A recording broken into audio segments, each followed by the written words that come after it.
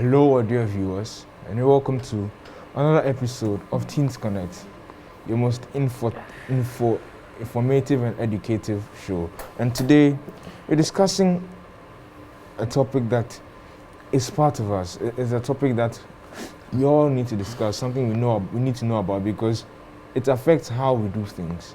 We're discussing our temperaments and getting to know how these temperaments affect us and knowing how to manage the obstacles or benefits of these temperaments. I am Kofi, your host, and with me I've got Roland, I've got Nadia, I've got Kenneth,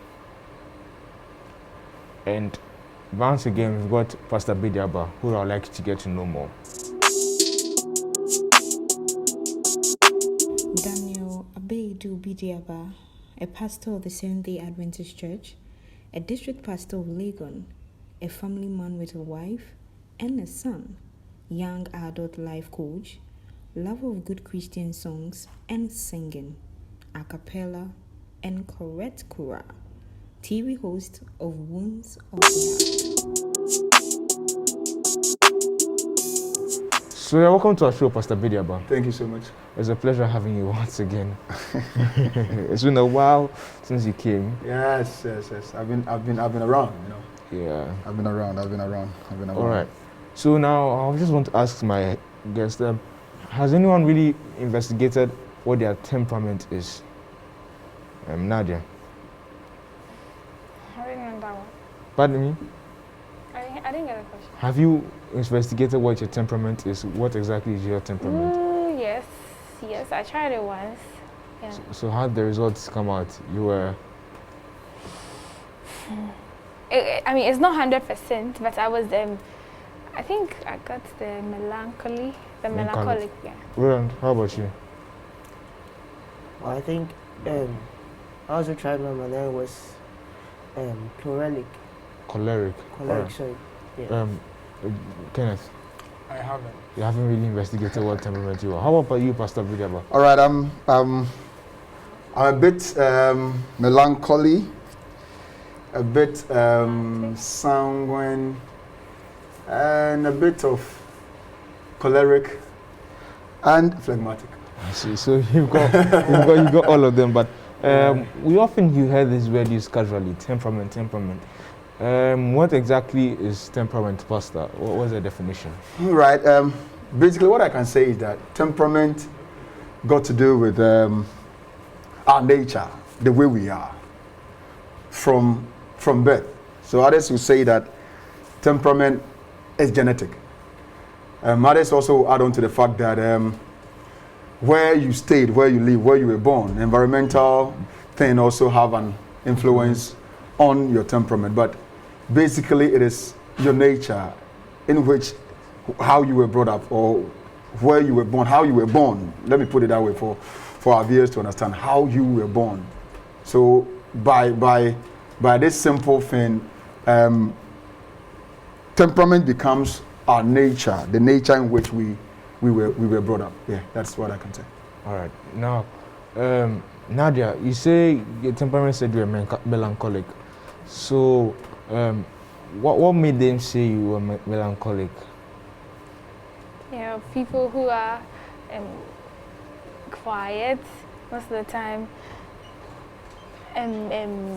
they try to keep things mostly to themselves. They are not like so, that open. Yes. All right, Roland, you said you're choleric. So, what was the feature of these choleric people? They usually don't show their moods often. But it's like we keep things to ourselves. Not like how let me say. We usually irritate people. I don't. But we do not bring it out. But like when it comes out, it's a bad thing. So. All right, Pastor. So, how many temperaments are there? Because so far we've had 4, but are there any more? All right. So we have the latest one that is also getting to be known by, we call it the supine.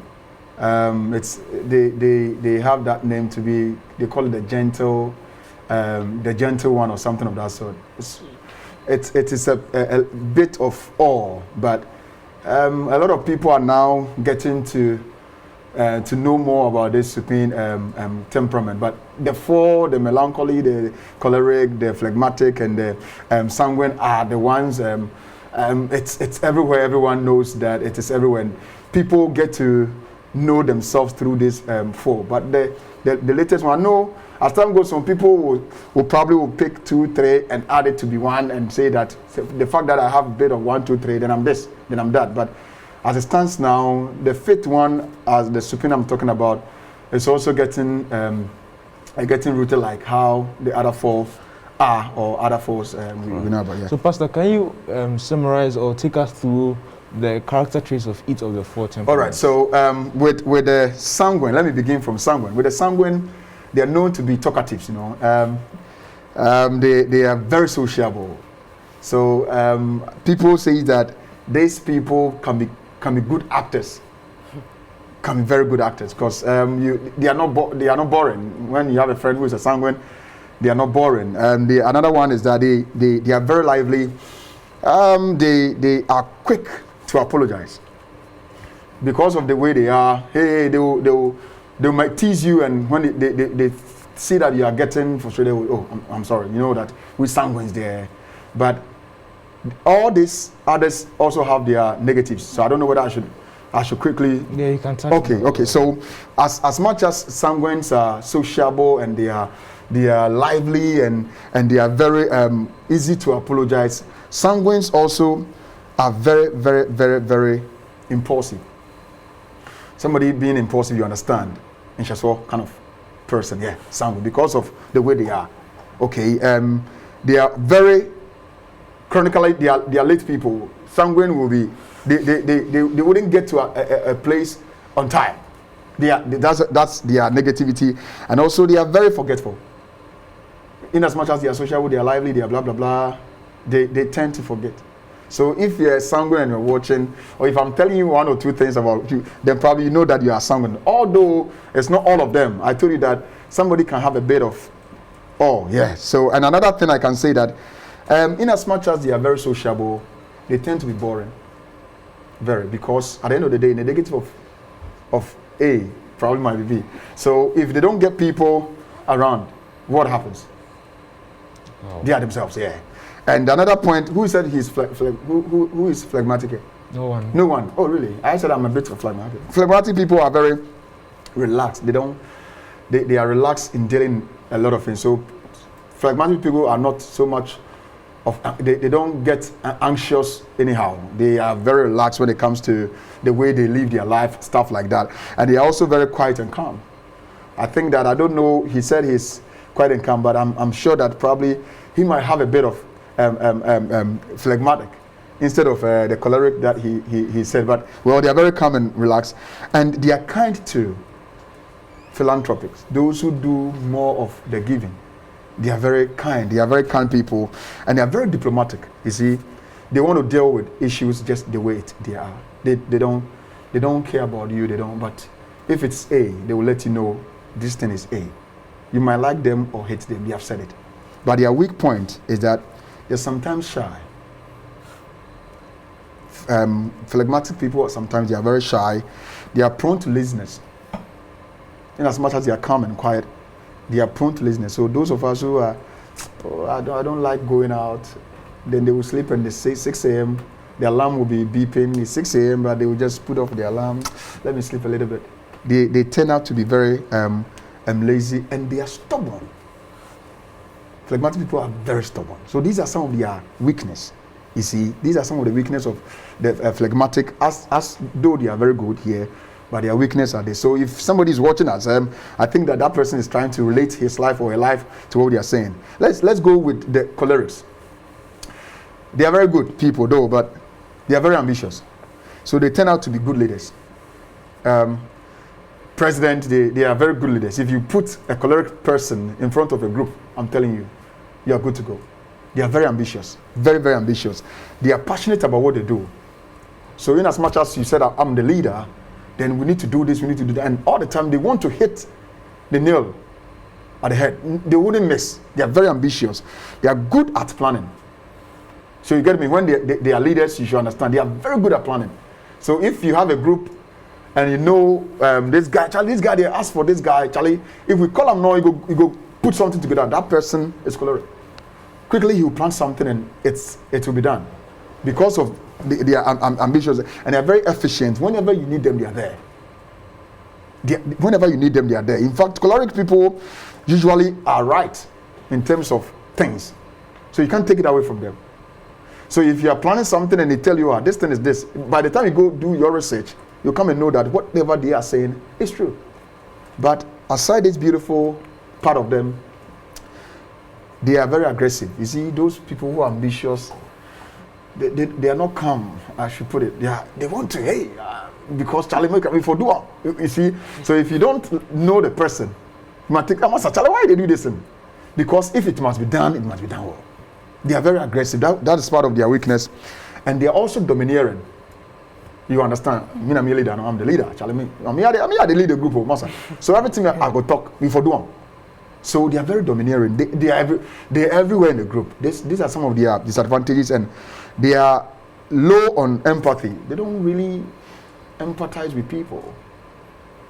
Even if you are hurt, they don't see. So if you have a boyfriend and that boyfriend is not, Charlie, if you are sex off, he is not minding you. Or if you are sick, she is not minding. That person probably might be choleric person. So it is also good to know the temperament of the one you are in a relationship with, so that if he or she is doing something you understand, you wouldn't just break out from the relationship. And the last thing I'll add is that they are too busy for people but not for themselves. They think too. They care for people but not themselves. So if a pastor who is a choleric may not care for home, but rather will care for the sheep and the wife and the kids, will have issue. You get what I'm saying? Yes. But choleric people are good leaders. They are builders. If you want to be, if choleric aspiring to be an engineer, building engineer, he's gone. He's good because that is them naturally. And the last people I could say is melancholy. Melancholy are lovely people to be with. Okay. You said, did you say you're melancholy? Did you say that? Okay. They are good to be with. They are perfectionists. They are melancholies are people when they put their shoes there and somebody touch some, they will tell you, who touched my thing? They are perfectionists. Okay, and they are very, very thoughtful. Very, very. Their lives are organized because of being perfectionists. And those people who can be good decors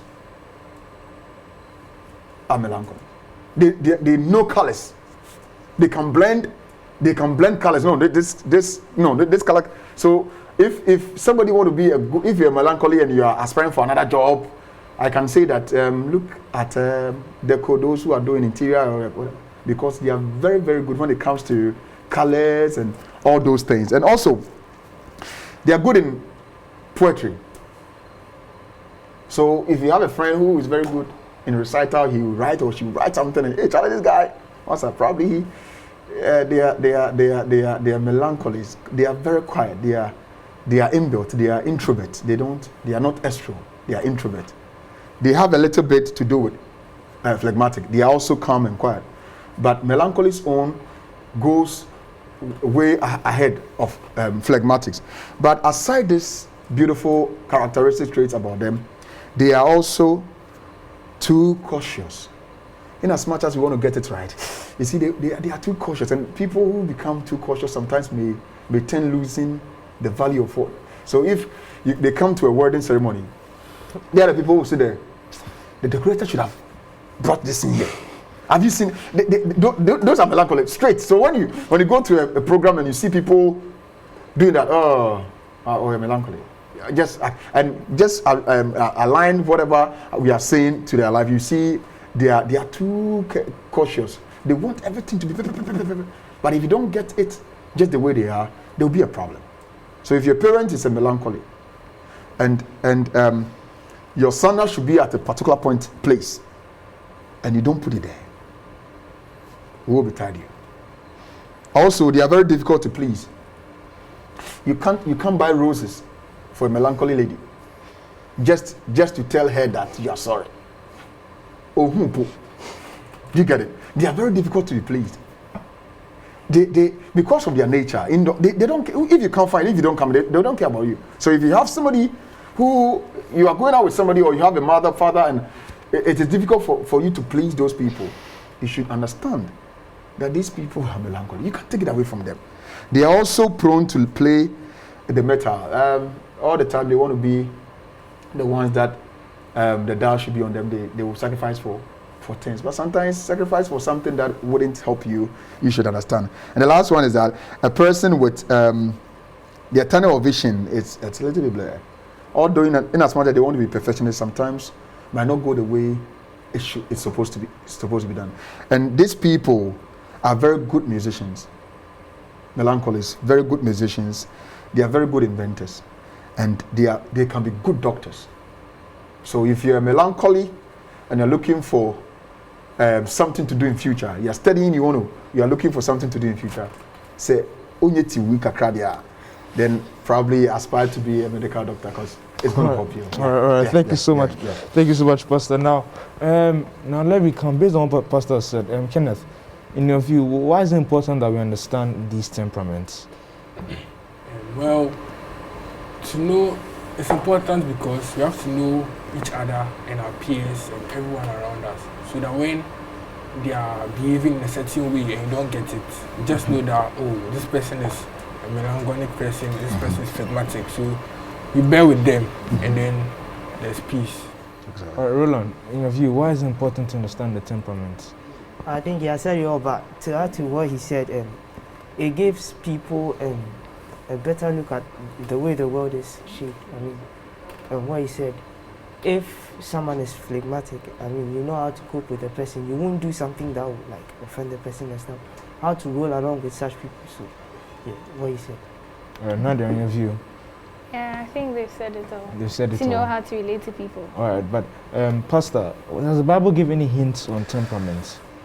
Well, the Bible is not so clear that phlegmatic Genesis chapter 2 verse 3 and the phlegmatic and that, no, but there are people in the Bible who, if you really know them, the character, if you really know them, you can give them their character traits.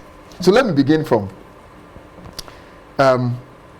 I have 4 characters. I'm doing with Peter, I'm doing with Paul, I'm doing with Abraham, and I will do with one other person I will tell you.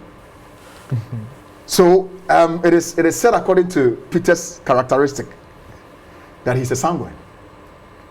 So can you relate the point, the character trait of sanguine? Can you guys tell me? Because I took time to go through. So why do you think that Peter? Now I'm taking the show now. So why do you think Peter is a sanguine? Well, I think he was likable by the disciples. Liked him. He was a standout character amongst the disciples. Exactly. As you said, they can be boring when they are taken out of people. So probably. Okay, but I don't think that's a good example. No problem. That's your thought. The scenario where Jesus was not around and he denied Jesus. Okay. Because so he lost the substance when Jesus was not around. But I'm sure if Jesus was around, he wouldn't have denied him. Yes. Okay. So that's what I'm thinking. Daddy, how sanguine character Peter? Do you know if you know Peter well, you can relate some of the characteristic traits of sanguine to him. What can you say about Peter? Yeah, as he said, he liked to, because he was one of the disciples of God, he liked to preach, talk a lot to people, and maybe sometimes he turned out to be boring. I think sanguines too are party animals. So I think even on the, how do you call it? Or when Jesus was walking on water, he was the person to kind of volunteer. He wants to be in the moment, the center of the moment. So I think that's why you would say Peter is sanguine. So all sanguines are extrovert. They are outdoor. They are jovial to people. So anything Peter. And the other characteristic trait, the negative one, which are impulsive, and they tend to. You see, when When that military man arrested Jesus Christ, what happened? Straight. He don't care about you. They are impulsive. They are those people who are fun hokra. So in the scriptures, Peter, if you know Peter very well, the character traits given to Peter is that he's a sanguine. So you can do that, and another character, the negative aspect about sanguine that makes them, they are selfish, because in as much as they are openly, sometimes they think about themselves too. Simon did that when the little girl, as you saying, when denial. When a little girl said, "Hey, Master, you are part of us." Me, I don't know him anywhere. He denied. He became himself. You see, selfish people don't sacrifice their life for people. They don't sacrifice. Selfish people, they forget it. They are always to themselves. But he can make you laugh. Sanguine people can make you laugh. Another characteristic trait. Paul has been given choleric. And choleric people, I told you that they are very optimistic, outgoing, ambitious, full of ideas, blah, blah, blah. Choleric. I told you they are good leaders. Yeah. So, Paul, being a choleric, what is the blend? Oh. Yeah, what is the blend? Paul. You know, we all know Paul, right? Yeah. Yeah, he lead the people to persecute people. Yes, he's himself. Charlie, I'm the one. I need to. Leader, I should be ambitious. We should plan. When God called him, he will go to distant lands to go and preach. Let's see. Now, after even from transformation from Saul to Paul, he was told he's adjudged the best evangelist in the Bible, preaching everywhere, going everywhere. And you see, they don't forgive people, choleric people. They don't forgive easily. So at a point in time, when Barnabas and the rest offended him, he told him, Paul, this one, Paul doesn't care about you. He doesn't care about you. So Paul is choleric. I like the fact that you were able to relate Paul's issue. Let me go another one. This is answering the question whether or not the Bible specifies. But the Bible gives a lot of traits, but it doesn't give verses about these things. Moses is a melancholy. Yeah. So if you're melancholy, your brother is Moses. You know, your character partner is Moses. Why is that? Melancholies are perfectionists. I told you. They are very organized. They want to do things in their way. So Moses coming up as Moses, leaving the land of Egypt, going to the wilderness and he was, when God was talking to him, was no. So if I go, what should I say? Like he was asking questions.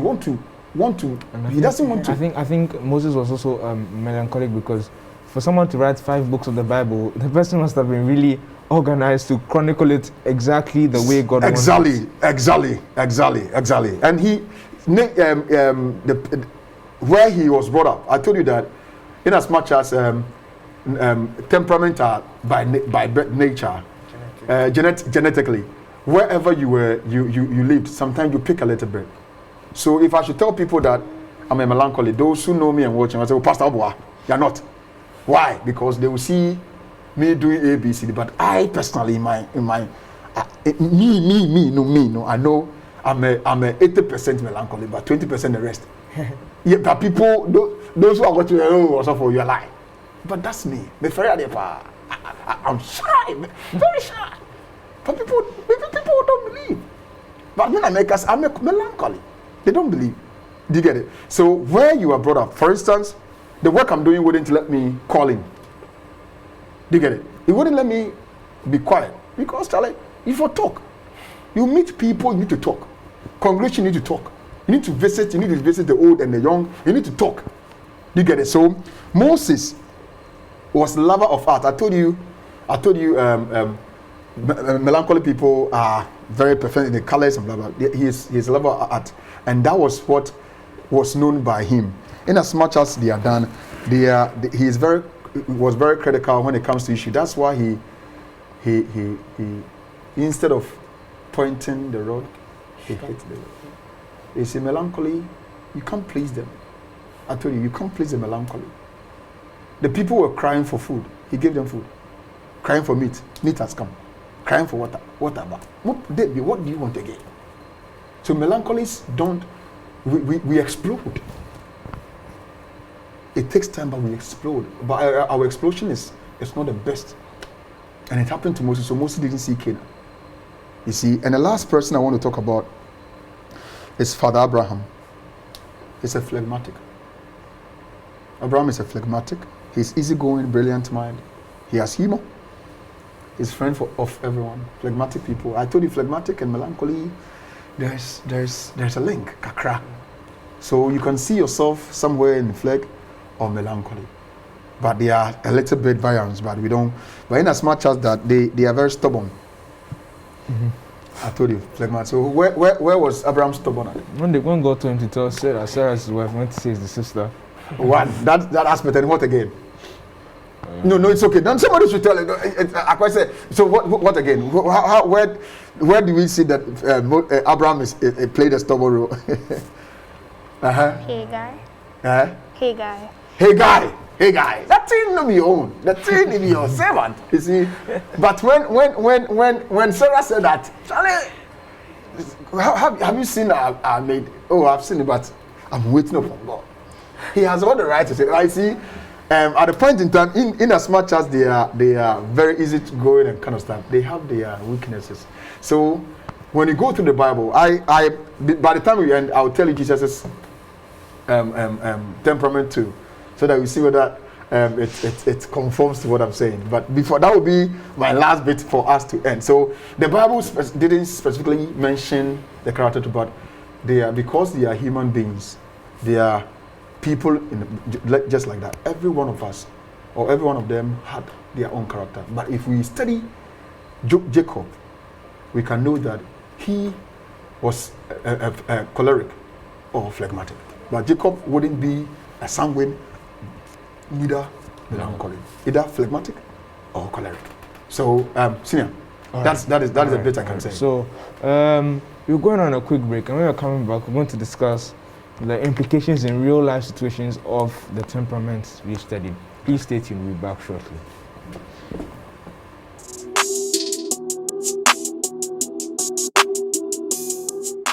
Hi, and welcome back to Tip Time. Today we are going to be speaking about acne. I'm sure it's a problem we've all faced, and it gets us a bit worried as we all want that perfect clear skin. Today I'm here to give you a few tips on how to manage your acne. Firstly, drink a lot of water. Water will help to cleanse your skin pores and to get rid of all the toxins and all the things that will give you acne. So you have to keep drinking a lot of water, and it will help you to clear your skin. Secondly, you have to let your skin heal naturally. You shouldn't pick at acne or try to pop it, as that will only cause irritation and you will get even more acne, which I'm sure nobody wants. Thirdly, it's very good to wash your face twice a day, and also to wash it after sweating, because sweating blocks the pores and it can help to attract dirt to your pores. So it's best to wash your face twice daily to clean your skin and after you sweat, so that your skin stays hydrated and clean. Finally, it's a very good idea to wash your pillowcases and your hats and anything that touches your skin regularly, because these things can collect dead cells and hair and dirt, which can make your acne even worse. So it's a good idea to wash these things regularly to get rid of all these dirt and things that can make your acne worse by clogging up your pores. Thank you all for listening, and I hope you have a blissful day.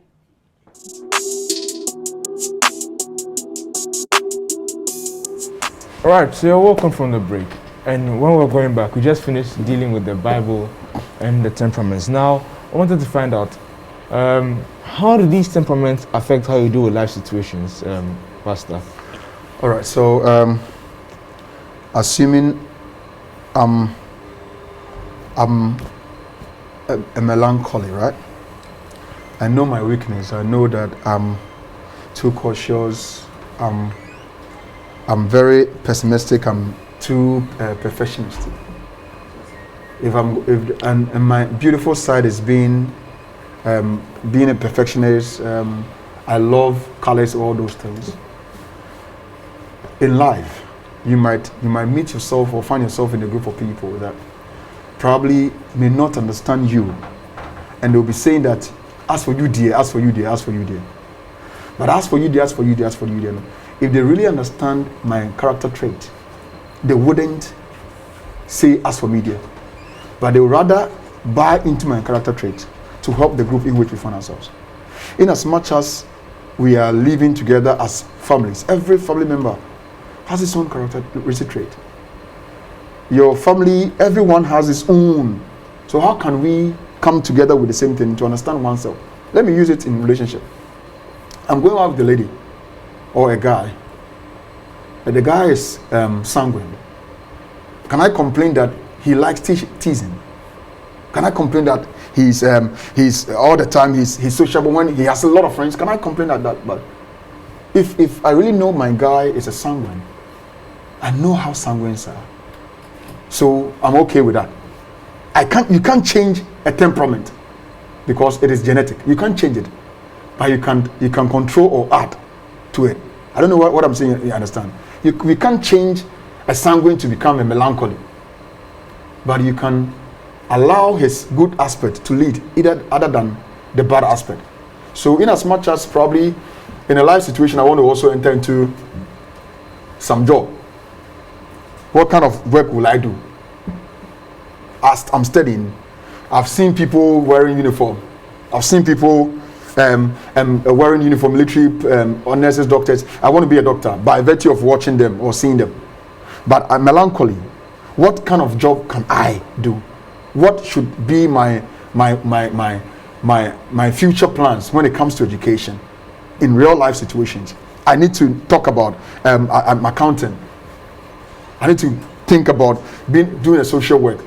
I need to talk about entering into acting because that is the field. I need to talk about being an artisan or something of that. So that's the field. But if I become probably a building constructor, I'm doing that by virtue of learning, but it is not passionate. It is not from within. All right. So, Pastor, let me rephrase it this way. Okay. Let me put it this way. How would each of the temperaments deal with a crisis? Okay.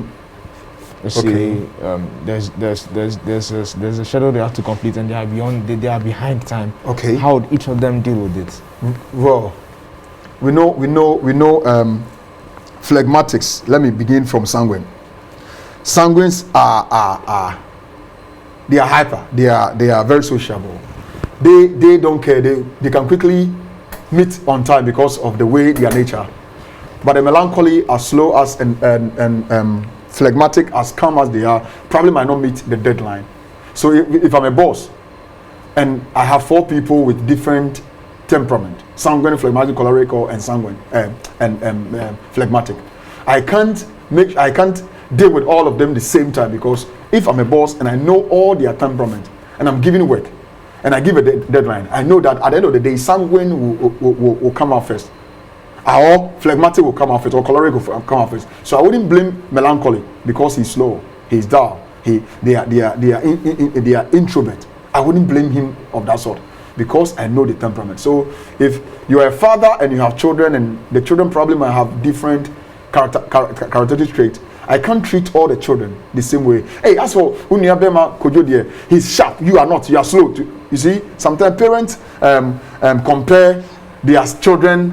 This one, of course, when he went to school, he is very good. He can learn. He is very fast in learning. But in as much as he's very fast in learning, it wouldn't be of the same as a phlegmatic person or melancholy. I might take my time to read. Some of us in school, you might meet people who wouldn't even come to school with textbooks. They are visual people. They just watch and it sticks. But some of us, Charlie, we need to burn a midnight candle. Can we be the same? No. So the deadline you can't use. My phlegmatic wouldn't meet it like how sanguine will meet it. Choleric will be on top because they are ambitious in as much as they want to get everything done. Choleric will always be on time, but phleg and melancholy, forget them, they won't.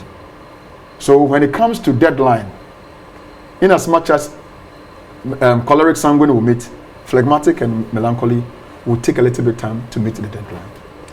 right. Now, another situation. How would they celebrate a victory? How would each of the temperaments celebrate a victory they've chalked? Let's say in work or school, really passing their exams or something. Okay.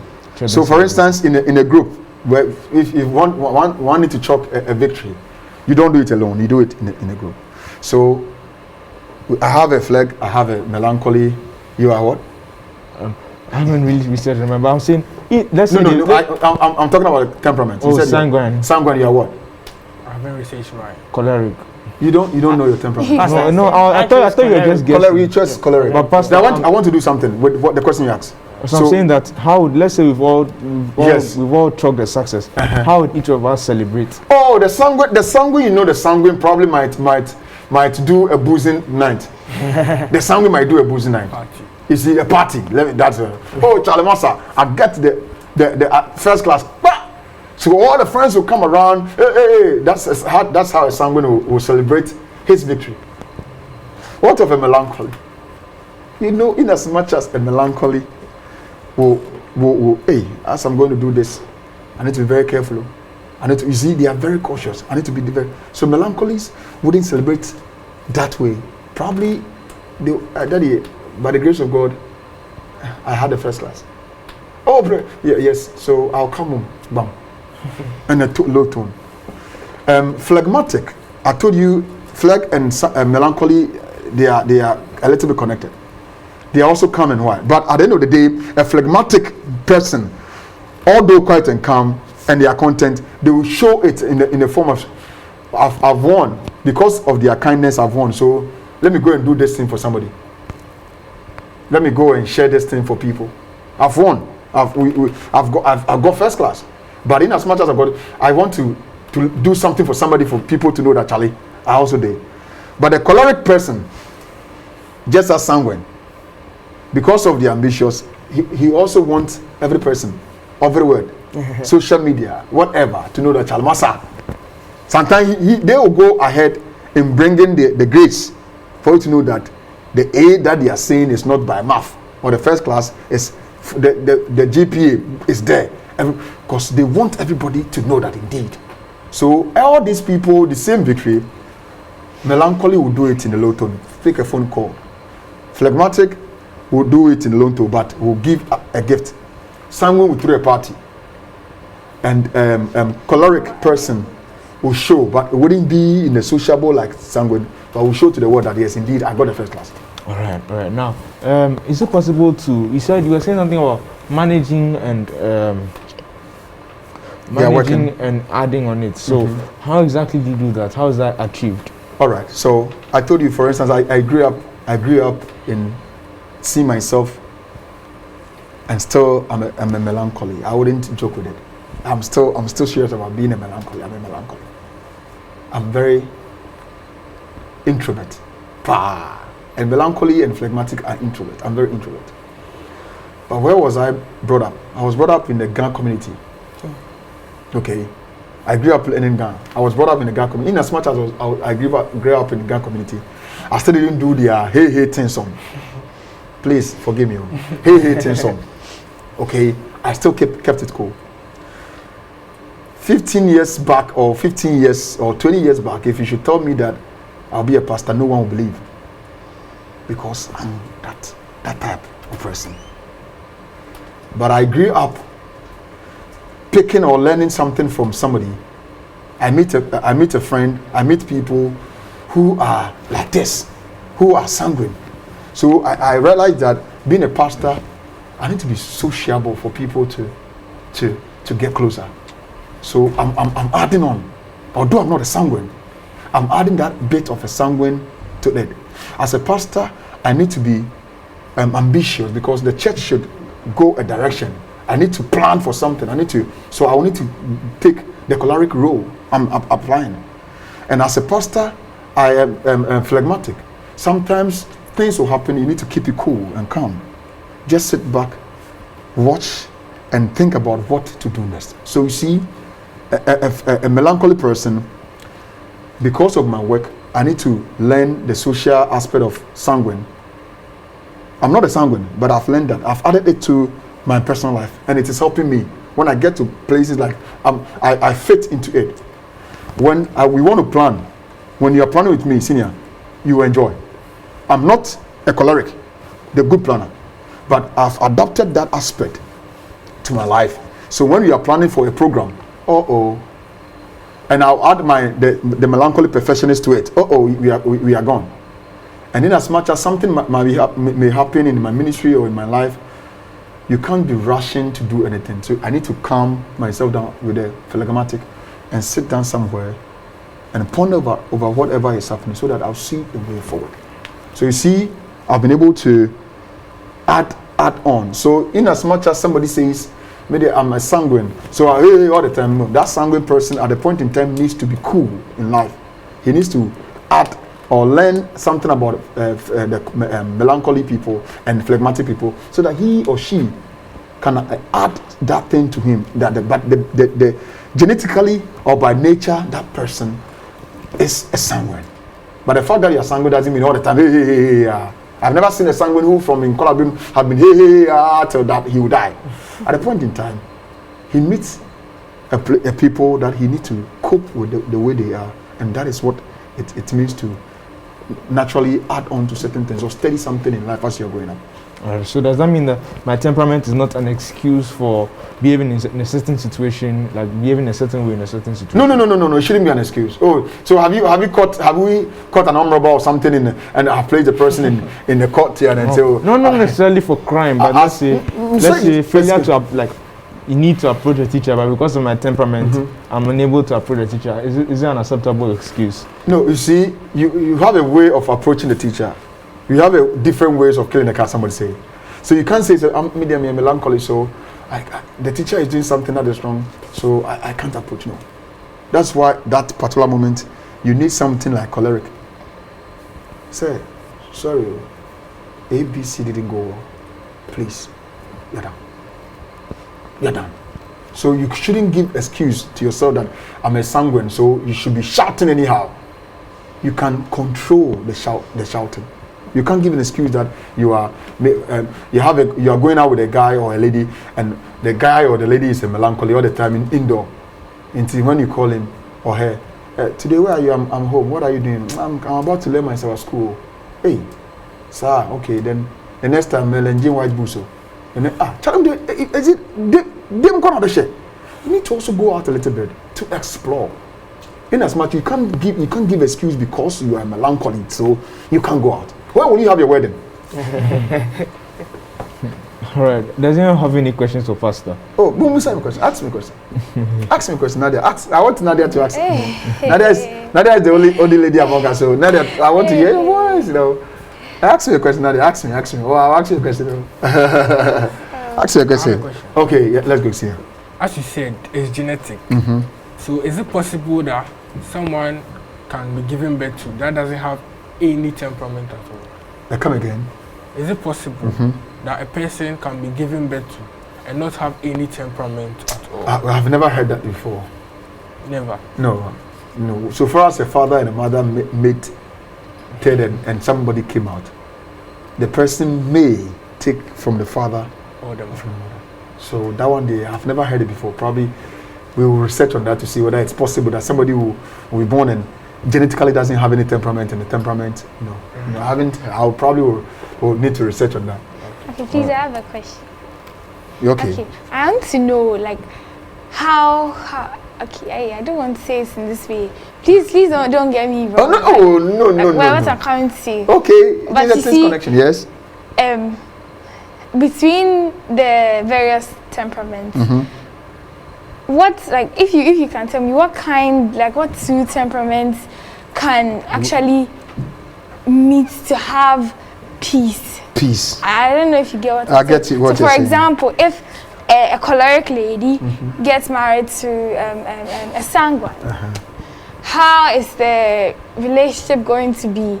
Or if maybe a choleric man gets married to a melancholic woman. So maybe sanguine. Let me see. Sanguine and melancholic. You know, this one likes the outing thing, then the lady is like all indoors and stuff. So is there like some way we can have two different... Yeah, it is beautiful to have a sanguine and a melancholy. Because at a point in time, we need to be indoors. At a point in time, we need to be outdoors. So if I marry a sanguine, I'm a melancholy, and I marry a sanguine, the first place where the melancholy will know that they are not all is not indoors but outdoors is our wedding ceremony, because we did it outside. A lot of people were there, so it has opened my eye to know that, okay, I can't be in a room alone.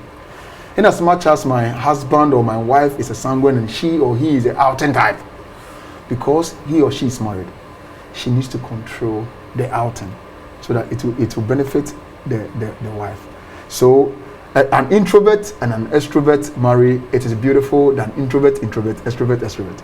Extrovert people are the cholerics and the sanguine, and the introvert are the melancholy and the phlegmatic. They are introverts. Some is phlegmatic and melancholic. They are not really going to have. It's be like a boring. Kind of. So one should be the sanguine. So even if two introvert people marry, one should adapt an extrovert characteristic trait to help the marriage.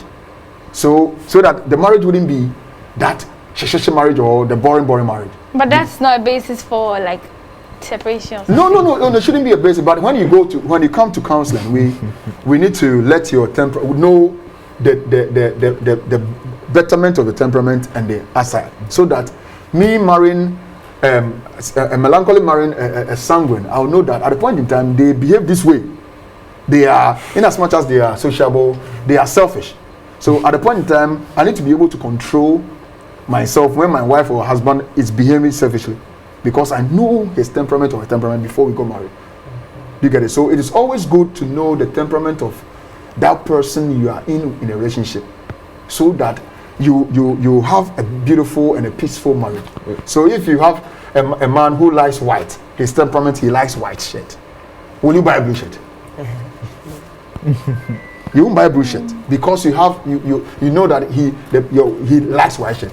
So in as much as he is a sanguine, then, and you are melancholy, you know his character or her character is going to help the marriage grow beautifully. Yeah. I have a question. So, which of the temperaments will be a better leader?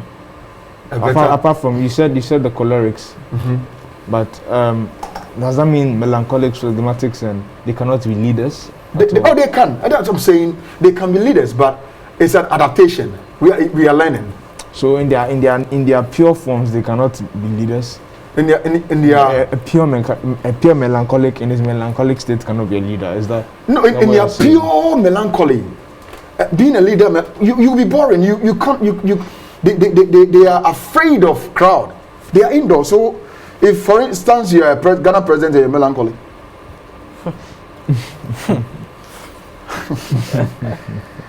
So so there are certain things that if you don't adapt, you cannot do. Is that what you're saying? Exactly. So that is the question you asked, that how best can we add on to? So we grew up not knowing about our temperament. We came to learn, and we realized that that is us, this is me, that is you, because of what you read.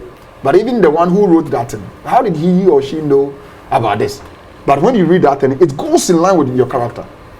But there are other stuff in melancholy or choleric that also suit you. So you ask yourself, where do you stand? But they are the character, you see yourself in one more than the other. The one is your real temperament. All right. Now, the last question I have, I don't know if there's any more questions from the house, but mine has to do with finding out the temperament of your friends and find out the temperament of your friends and how do you call it, managing the situations they find themselves in, or using it to manage your friendships. How do you find out the temperaments of your friends and use it to manage your friendships? So it is beautiful. It is beautiful that me being a melancholy, I'll see this person who is hey hi, then I realize he's a sanguine. If he should tease me, I wouldn't be bothered. Why? Because I know he's a sanguine, and that is his nature. But that shouldn't give him an excuse in continuously teasing. He can stop or she can stop. But when he does that, you know that is her. Oh, As for, oh, haven't you seen? As for this our friend here, that's how he is. No, don't mind him. And you don't have such friends in. Oh, they ask for this guy. Oh, I was like, he will shout. No, hey, into you will shout. But because we know him, we're able to control him. So when he does something, or when he does something wrong to somebody, we don't care because we know that that's how he or she is. But in as much as the more he would be doing that, and no one is minding him, what do you think will happen? He stopped. He will stop. So we are helping him to also adapt another lifestyle from another temperament. I hope I'm clear. Yes. So if I know my friend is in that aspect, why will I bother myself? But so those people who don't know how the characteristic trait of their friends, they always find it, and they'll be breaking with friends. Oh, as for this guy, I don't know, he likes salt and pepper. Then he stopped having friends with him. Then he moved on another, and it's not going to help us. But there are people in your school when they are they are chagrin. So and anything they try to talk about it, then they claim funds. You know the friend. So when there's a question and he put up the hand, what do we? Oh, that's for this one. So the class knows him, and the class knows that there's somebody in the class who wouldn't talk, but there's what we try. And that person. People love to go to that person because he doesn't talk plenty. He knows he doesn't talk. He might be a melancholy because he's afraid of public. He might be a melancholy. So if I know that that's how the friend, he will be my steady mate because he doesn't talk, but he's scoring. And the one who is and he wants fun, so I won't go to him. I will go to his side. So when you have a friend, that you know the friend's character traits, it is beautiful to maintain that friend till eternity. And most people who are watching, those of us who try to break our friendship because of the way they are, it is that you don't know how they are. So if you know how they are, I'm telling you, seniors, you live a beautiful life with that particular person because you know him. And it's also going to, that's Nadia asks, in relationship. So if I know my fiancé is a melancholy or my fiancé is a sanguine, I know how to control him in public. And it is beautiful. So when I know him and he knows me, Charlie, it is understanding, and we have to go. We have. All right. Since there are no more questions from anyone, I think it's about time we put on the curtains on this one. I'm sure we've all really learned a lot about the temperaments. I'm grateful having you, our viewers, and also Pastor William. It's been a pleasure having you back once again. Yes. For our panelists, it's been a pleasure having you. And to myself, it's also been a pleasure having you. I'm sure you've really learned a lot, but now we have to go. Until another time, please stay safe and God bless you. Thank you.